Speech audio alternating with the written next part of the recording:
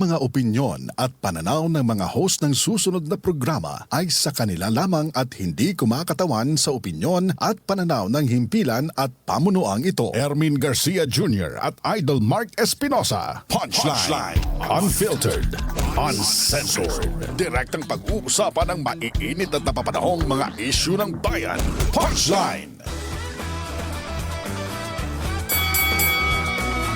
Mga Santos sa kabasan at sige namin idol, naimbag na bigat araw po ng Monday, February 10 at ito po ang panibagong edisyon po ng Punchline. Kasama po natin po nasa linya via Zoom si Sir Ermin Garcia Jr. Pabati muna natin, magandang umaga Mga Santos sa kabasan. Sir Ermin, good morning, how are you?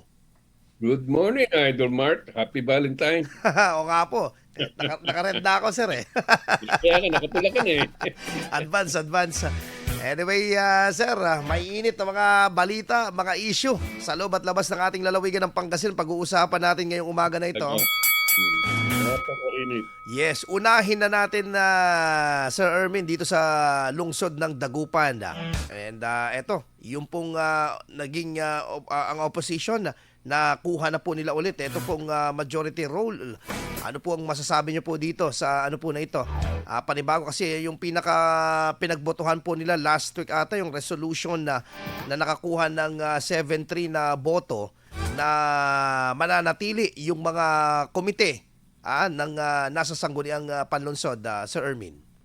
Well, actually, ini-expect naman yan talaga nung natapos na yung suspension ng 3 konsehal at bumalik na sila. Ito sa matter of time na kung kailan sila magiging majority ulit. Ang naging problema lang nila, ipilit nila yung sarili nilang rule. Basta motion pwede na. Sabi na nga ni Vice Mayor Kua, the parliamentary procedures dictate na pag ganun ang gusto nyo, resolution dapat ayaw nilang gawing resolution. Dahil pang-amin yun na hindi na nila magagalaw yung kung ano yung nagawa noon. Gusto nila motion para andalin nilang mabawi or mabago yung mga ginawa ng mga minority noon. Ngayon, ang nakita natin, imbis na yung opportunity given them na magbigay ng na bago na ang majority ng pag-iisip. Abay, wala nang ginawa kundi bumalik na naman sa dati nilang ugali. Na i-oppose ang mga naipasa na. Hindi lang yan. Binanatan pa ng gusto si Councilor Fernandez. Ano ba naman kwando? Iginawa lang naman ni Michael Fernandez ang trabaho niya as majority floor leader. Ngayong umupo na si Dada, siya naman ang bumabanat. Ano kasalanan ni Michael doon? Iba, yung pagkaisip nila talaga iba eh. Pero dito, Sir Ermin, yung isa sa pinakamainit-init dito na talagang pinag-iinitan na talagang tinitignan ng opposition, itong yung supplemental budget at yung budget natin. Pero ito'y matatag na yung solido, yung pong komento dito ng Department of Budget and Management na substantial compliance itong 2025 na budget. Oo. Wala namang masama doon eh. Ang gusto lang talaga nila mahinto at maalis ulit yung supplemental budget para walang magastos ang administration. Anong klaseng pag-iisip ng public servant yan? Ibig sabihin, okay, dagdagan pa natin kasi baka meron tayong nakikita ng ganito. Hindi. Gusto nilang maalis yung supplemental budget. Kahit na yung annual budget, kung pwede nilang paalis, papalis pa rin sila eh. Ibang pag-iisip. Pero ito operational na to, Sir Ermin. Hindi na pwede itong pakilaman. Nagastos na yung pera. Kung nag-iisip lang sila, mutin academic na yung issue na yan. Hindi nag-iisip eh. Yeah. Anyway, Sir Ermin, talon tayo dito sa isang syudad din sa may Urdaneta City.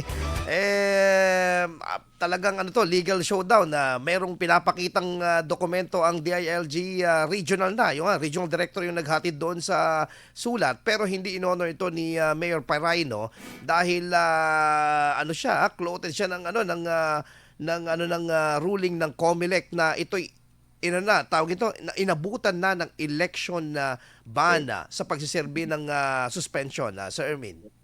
Hindi na-anticipate ng mga abogado ni Governor Gico yan. Mm. Pang belaboring lang parati yung, sige na, ano ginawa ng BILG, Mhm. pinasta yung mga notice ng suspension. Hindi nila nakita na lumalakad yung araw hanggang naabutan sila ng COMELEC ban. So hindi na pwedeng galawin si Governor Paraino. Mhm. Ano sabihin nila, kahit ng presidente hindi pwede magsabi na exempted yan. Mhm. COMELEC now is take over everything in this country.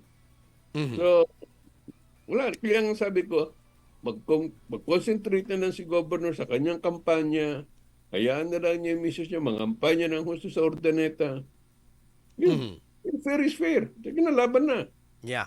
Anyway, napag-uusapan na rin natin yung kampanya, Sir Ermin, na anong take nyo dito ngayon dahil kaliwat kanan yung mga Unity Walk, Peace and Ay, Covenant, nako. ano to? Talagang panahon ng plastikan ngayon. Sorry sa word. Sinabi mo na, inunahan mo na ako. Plastikan talaga yan. Wala naman pupunta-huntahan niya kasi alam naman natin yung mga kandidato at mga yan. Sa kanila, wala pang kandidato in the past that was made accountable Mhm. for breaking a COMELEC rule. Mhm. Kahit nasa posters lang. Yeah. Meron ba tayo nakita na sinabihan ng COMELEC? Wala. Wala. Mukhang nakampihan pa yung mga nagpi-premature campaigning na walang premature campaigning daw na nangyayari. Ang nakakatawa nga dito, yung sinasabing premature campaigning o kaya yung mga rules na ganun, Mhm. kanya-kanyang kung talaga, walang sumusunod. Yeah. Kaya sabi, Hindi sila believe doon sa iniimplementa ng batas. hindi sila believe, hindi lang sila hindi believe. Ayaw nilang sumunod. Sundin. Oo. Dahil Kasi walang pangil. May kanya-kanya silang sariling pag-iisip dyan. Mhm. Basta kailangan manalo. Manalo. Kahit Bahala anong, na. kahit anong mangyari. Oo. pero Sir Ermin, a quick comment lang dahil syempre itong COMELEC may bagong guideline ngayon sa paparating na eleksyon and one na nilabas nila last week itong warrantless arrest na sa vote buying. Do you think magmamaterialize ito? Ewan ko. Parang sumasakit yung ulo nyo. Parang kakap. Paano bang gagawin yan? Diyos ko. Yung pag-abot lang ng pera dyan, kung talagang tutusin, kung talagang seryoso, noon pa yan. Diyos ko, alam naman nila kung saan nagdi-distribute ng pera. Yung mga ticket-ticket pa yan. Mhm. Gumalaw ba yung COMELEC? Wala. Ay, ano pa ngayon? Ang kalaban mo, mga congressman. Mhm. Online. Ha? Online ng transaction na Sir Ermin. Kahit na online yan, kung talagang tutusin mo, kung talagang seryoso, makukuha yan. Correct. Online yan, makukuha yan. Makikita mo lang yan. Ang problema, alam ng COMELEC, it doesn't have the manpower to enforce. Neither have the political will to enforce. Mhm. Sabihin mo na kunyari, ito si COMELEC Garcia, hindi ko relative yan. Mhm. Dinis-on nyo kagad, Sir Ermin. Kung siya, may sabihin mo, gusto niya magpakitang gilas. Mhm. Sige, tignan natin. Pero sana wag na nilang unahan ng mga pananakot. Mhm. Kasi ang pananakot, walang kwenta yan kung alam ng mga tao na wala naman siya talagang Political will. nakakayahan na mag-enforce niyan. Mhm. Yung mga supervisors natin niya sa Pangasinan ano magagawa na? Nandun na sa opisina nila yan. Hindi naman iniikot. Mhm. So, ito mo na lang yung mga posters. Di ba? Yung mga oversize. Hindi lang oversize kung saan, sa poste, Correct. sa Puno. puno. Yes. Nandyan lahat yan. May magagawa ba talaga? Tignan natin.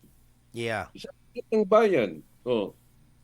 Bago pa ngayon lahat, meron na tayo nakikita mga posters ng mga senador. Mhm.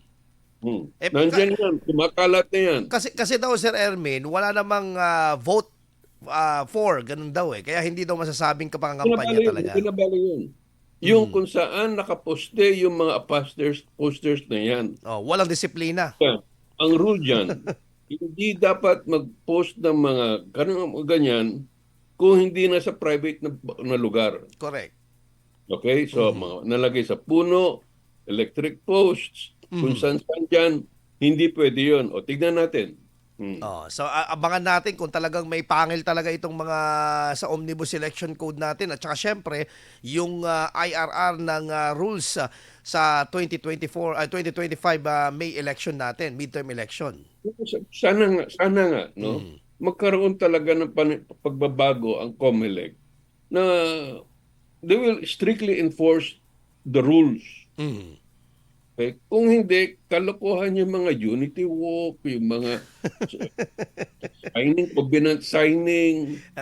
At yung mga resolution na hindi naman nasusunod. Kagaya ng covenant signing, ano nakikita mo sa covenant signing? Di ba dapat sa kanyang papel, nasa poster, Tinarpolin eh. kinarpolin? Mhm. Paano mo, how do you enforce that pag may nangyayari, pag may hindi ko sumunod? Sasabihin mo, kukunin mo yung tarpaulin na yun. Yan, sinabi mo. Baka hindi accept ng korte sa sobrang laki at hindi mabasa. Puro media kwan lang yun, gimmick lahat eh. Kaya na nakakainis na gumagawa ang mga government natin na wala na nagpapakitang gilas na ipapatupad lahat yan.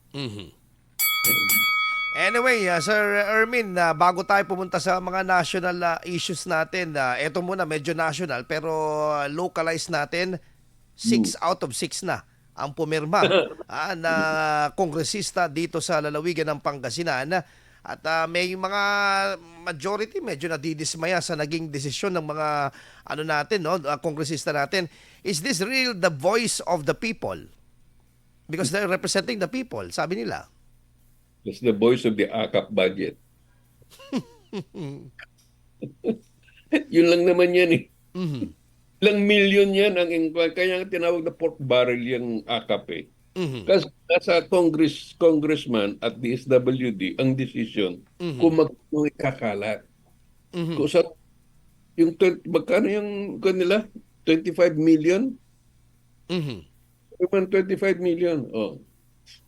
Pwede namang sabihin nilang 1 million lang ikakalat. 24 million kanila na eh. Okay. Ano naman ang prueba dyan? Sasabihin nila yung listahan daw. Ang dali-daling kumuha ng listahan. Meron man pakikita ng kwan. Proof of employment. Kasi yung kwan, ang requirement dyan sa AKAP, ang pundo na yan ay para sa mga nagsusweldo o kumikita ng less than the minimum wage. Okay na, okay, the intention is there. Anong prueba mo habang nagkuha ka, nagdi-distribute ka? Gagawa ka lang ng isang employment certificate, iba ang pipirma, di mo man alam kung meron talagang kumpanyang ganyan. Meron ba silang time na sasabihin, ito mali, sasabihin ng DSW, ito hindi tama, hindi. No. Pagdating yan, sabihin ng congressman, ito mabigyan mo. Ayos. Ganyan yan, mangyayari. May specific. Yan. May specific. Yan ang listahan. Nag-upisa yan, ganyan, yun sa 4-piece. Nung hindi pa nung bagong-bago yan, sinamantara. Yung 4-piece yan. Ang mga mayor sa mga napakulo niyan, gumawa lang sila ng listahan, hindi naman sila mga mahihirap na sinasabi sa 4-piece. Mga kaalyado lang sa politika eh. Oh, medyo na-correct na yan. Itong AKAP, Bago na naman. Umimbento na naman sila ng panibagong pagkakakitaan na Sir Ermin, parang ganon. Actually, hindi man lang nila naisip yan na ganun yun. Hanggang dumating doon sa BICAM. At narinig nila ang complaint na paano i-qualify yung mga beneficiaries niyan? Ayun. Okay. At gumawa sila. Kaya noon lang sila gumawa. Hindi nila naisip na Bahala ng DSWD, gusto nila dito. Yung congressman lang, sila na lang ang mag-iisip kung sinong bibigyan. Ngayon, lagay sila ng requirement. Ang requirement, kailangan to show proof na sila ay mga less than minimum wage earners. Para ma-qualify. Para mag-qualify. Sino ba naman ang may oras makakita niya? May kakayang ba DSW na tumingin ng peke at hindi? Hindi naman. Lahat ng sasubmit na listahan ng congressman dyan lalabas, puro qualified. Sino yung mga yun? Puro makaalyado. Sigurado yan. Kasi it's supposed to be serve as for vote buying talaga. Ito na yung ito na yung bagong scheme na nakikita nyo sa Erwin. It's legitimized vote buying. Ang illegal ay naging legal. Exactly. Ang nakakakaon pa nito, ang COMELEC mismo ang pumayag. Meron na ngayon COMELEC rule. Ang COMELEC rule ay supposedly kagaya na nangyari kay Parayno. No termination or suspension of government employees. Ba? No vote buying. Ano nangyari? Akap daw para sa mahihirap. Niyakap ang akap. Yakap, oh. So, vote buying yan. Ang kwan lang nito, ay, ang kwan ko pakit ito dito is, lahat ng mga taong tatanggap ng akap, assume they're all qualified. Isipin nyo lahat yung pera nyo. Lahat yan mas mga galing din sa mga taxes na binabayad natin kesyo kay produkto o dun sa salary deductions o sa salary withheld. Pera natin na. Pera na. Dati ang vote buying sa bulsa ng mga kandidato. Ngayon, hindi na. Sa mismong bulsa natin. Sa lahat ng naman tapos sabihin ni Pangulong Marcos, magbayad kayo ng inyong taxes. Nako. Akap. Para may pampondo. Ano ba yan? Nako. Anyway, sige, medyo lumalalim yung usapan natin dito, Sir Ermin, sa usapin na ito. At mamaya pag-usapan din natin yung impeachment regarding pa rin dito sa umuusad, no, na talagang ano nila, ano bang pwedeng mangyari, kahinat na nito dahil may mga ibang eksperto nagsasabi, mukhang dead end na dito sa sa may Senate dahil malabnaw ang pagtanggap ng Senado dito sa impeachment complaint na ito na sinertify ng mababang kapulungan. And there's even a comment coming from mga legal expert, mga retired associate justices ng SC, na sabi nila na may mga constitutionality na usapin na tinatawag natin. So anyway, pag-usapan natin sa ating pagbabalik, Sir Ermin, pagkatapos ng ilang paalala. Punchline IFM News.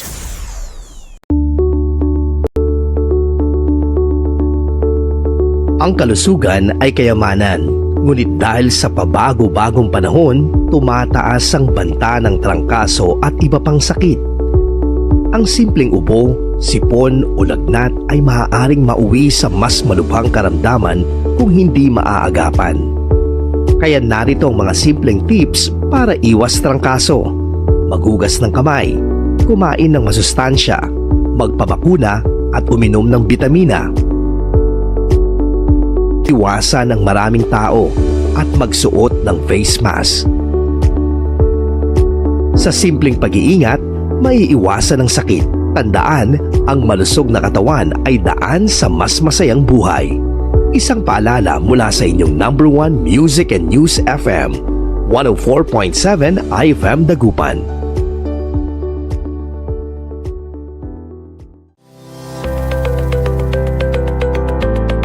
Idol, sa kalalabas lamang na bagong uri ng salapi, mas matibay at matagal magagamit ang mga ito kumpara sa tradisyonal na papel na pera. Mag-ingat sa peking polymer banknotes. Siguraduhin FM News. Unfiltered, uncensored, direktang pag-uusapan ng maiinit at napapanahong mga isyu ng bayan. Punchline! Walang paligoy-ligoy, direktamenteng hihimayin ang mga kontrobersyang bumabalot sa bawat isyung tatalakayin. Punchline! Punchline! Ermin Garcia Jr. at Idol Mark Espinosa. Punchline! Nagbabalik tayo, Idol, kasama si Sir Ermin Garcia. Sir, etong naging pahayag ni Vice President Sara Duterte kamakailan nung pagka-impeach sa kanya, chill lang si Vice President. At sabi nga niya, mas masakit pa ang heartbreak ng mag-girlfriend, boyfriend kesa dito. Pag iniwanan ng boyfriend o girlfriend, mas totoo yun. Mm. Ngayon, nakakatawa. Bakit naman maaaburido o naiinis ang mga makabayan Mm. at bayan na chill lang yung pinuputirya nila? Mm. Wala. Gusto nila umiyak ng umiyak ata si Vice President at lumuhod at maawa. Diyos ko. Tama na yung ginawa nila na iniipit siya ng iniipit. Hindi pa ba tama yun? Nag-file na nga na sila ng port complaint. Mm. Ang nakakatawa nga dyan yung pag-usad ng complaint na yan sa pang-apat, doon lang dumating yung akap Mm. Kaya kita mo dumagsa lahat, nagpirmahan. May dumagdag pang 25. Kasama na rin yung ating mga dalawang kongresista, si Leste at saka si Gico. Yun. Ang kon nga natin dito is, I think let us ask this mga congressmen natin, Mm. sa accounts nila, meron man silang Facebook Mm. Sabihin kung bakit naniniwala sila na dapat ma-impeach. Oo. Kasi Sir Ermin, actually, isa sa tinatanong actually ng mga ilan sa mga legal expert, bakit walang nangyari na transparency ng botohan doon sa plenaryo? Kasi nung matatandaan natin yung mga nakaraan na mga impeachment ng mga matataas na opisyal, meron silang declaration doon sa plenary why they are voting yes or no. Dapat. Mm. Dapat. Ang problema... Pero ang ginawa nila nagtawagan na lang ito, permahan mo ito, pero ka na, ito, permahan mo. Hindi naman pwede ilabas sa plenary yun Mm-hmm.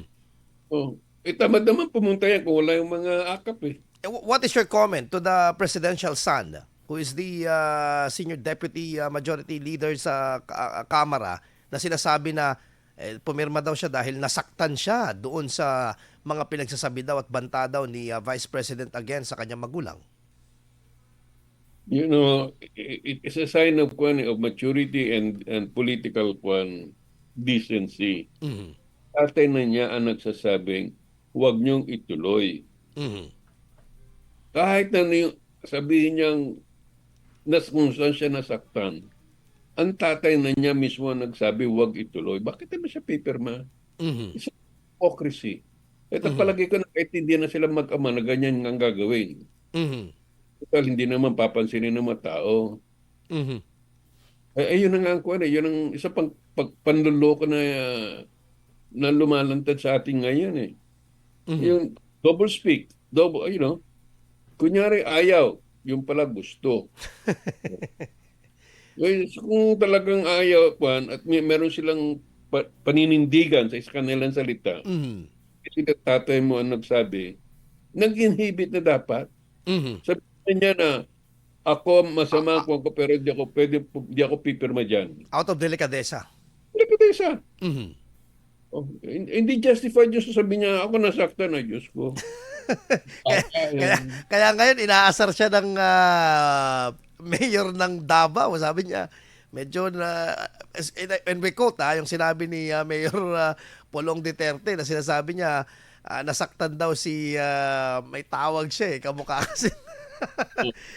Ayoko nang banggitin pero anyway, Sir Ermin, do you think itong usapin na ito, wala ba talaga itong kinalaman o wala bang paggalaw sa Malacanang regarding dito sa pag-push ng ano na ito? Kasi nabanggit ninyo, kunyari ayaw pero sa bandang huli gusto naman. Naghihintay sila ng kaya alam mo yung sinasabi nila kailan ituloy yung kwan. Mm-hmm. Akala mo ba hindi pinag-usapan na hindi dapat ituloy? Mm-hmm. Kasi nakikita nila sa kanilang survey, mas maraming kasama ang uupo dyan sa Senado kasama ng administration. Mm-hmm. kasama ng administration ang gagawin. Guilty as charged. Mhm. Yun, numbers game lang yan eh.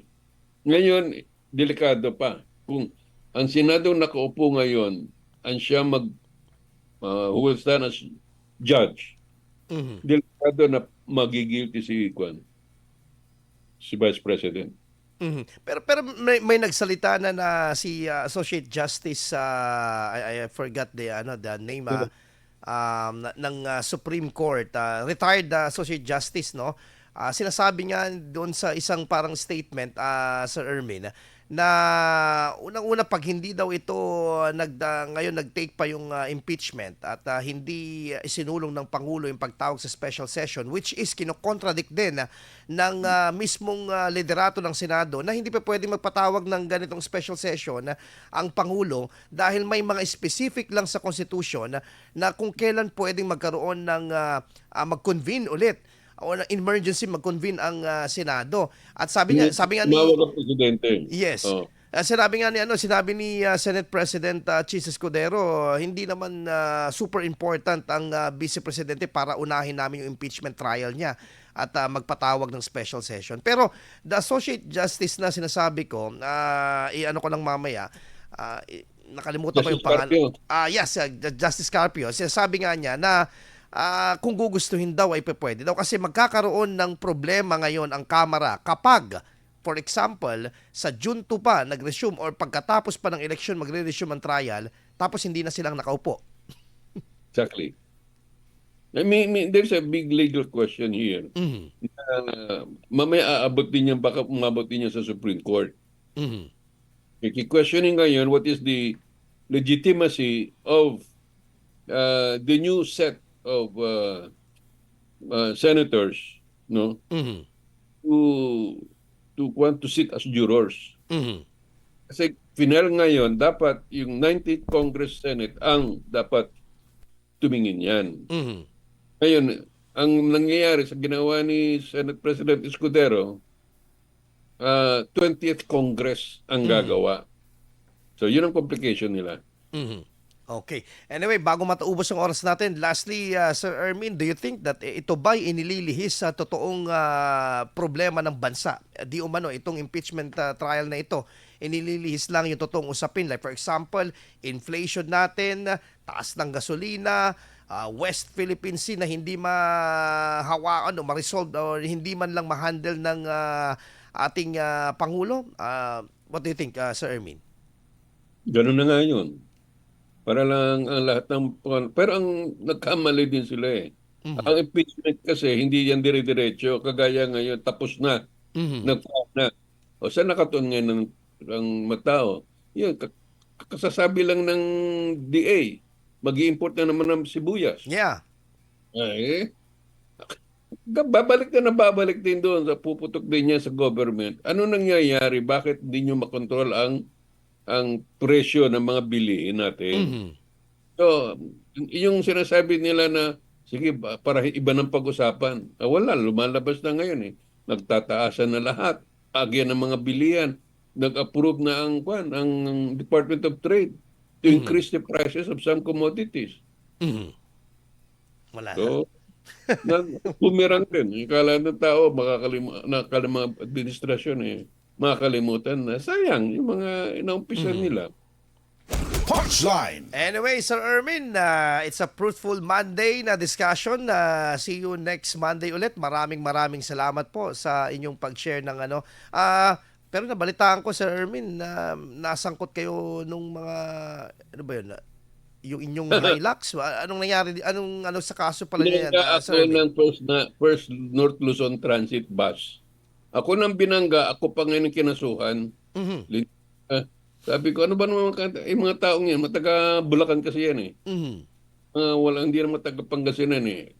Kaya sabi ko, sige, gusto niyo, sa korte tayo mag-usap. Babalikan ko kayo. Medyo malakas naman yung ebidensya ninyo kasi mismo ata yung video na nanggaling sa kanila. Dashcam na binigay nila mismo nagsabi. Kaya nga, dinesisyonan ng prosecutor na walang yung claim nila na because of my reckless daw driving, kaya nasira daw yung bus nila. ako yung nasiraan eh. Yeah. Sabi ko, Toyota, 2 million daw ang pagpapalitin lahat ng parts na nabangga na sira sa akin. Sa kanila, kiniklaim lang nila 166,000. Bukan ako. Anyway, Sir Ermin, sana justice will serve na talagang Kaya sabi ko lang dyan, mag-prevail dyan. lahat ng sumasakay dyan sa First North Luzon Transit, mag-ingat kayo. Kasi kahit naman nangyayari sa hindi rin kayo tutulungan ng mga yan. Mhm. Anyway, sige, legal battle din yan. Anyway, maraming salamat Sir Ermin and happy Monday. God bless po. Happy Valentine! Happy Valentine's po. Idol, susunod na po ang RMN